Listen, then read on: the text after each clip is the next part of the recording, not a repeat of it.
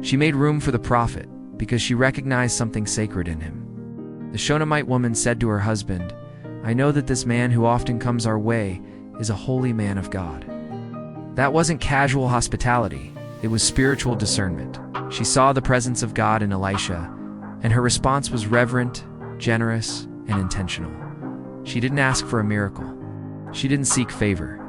She simply honored the presence of God by making space, a bed, a table, a chair, and a lamp so the prophet could rest.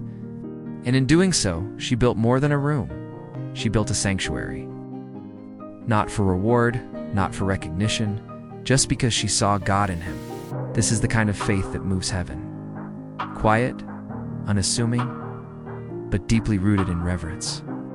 She made room for the prophet, and God made room for a miracle. So the prophet spoke a promise. "This time next year you will hold a son." She didn't ask for it. She didn't believe it. But God's grace gave to her anyway. The child grew, laughed, ran through fields, till one day he cried out, my head, and by noon he was gone. She didn't bury him. She laid him on the prophet's bed. And she rode fast, fierce, unrelenting, not to mourn, but to fight for the promise. "Did I ask for a son?" she cried. "Did I not say, 'Don't mislead me'?" Her grief was holy. Her faith was loud. Elisha came. He shut the door. He prayed. He stretched himself over the boy, eyes to eyes, hands to hands, heart to heart, and breath returned. 7 sneezes and his eyes opened. This marks the miraculous turning point. The boy had died suddenly, and Elisha, after praying and laying himself over the child, witnesses the first sign of life.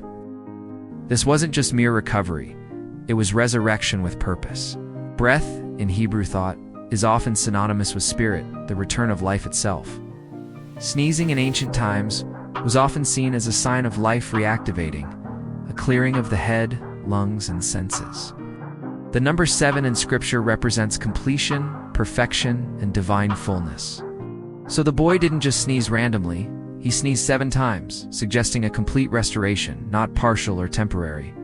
The next part of that verse says, "And his eyes opened." This is the final confirmation the boy is not just breathing, he's awake, aware, and alive. In biblical resurrection stories, the opening of eyes often symbolizes spiritual awakening, not just physical recovery. This story is the gospel. It's a promise we didn't earn, a death that felt final, a resurrection we couldn't imagine.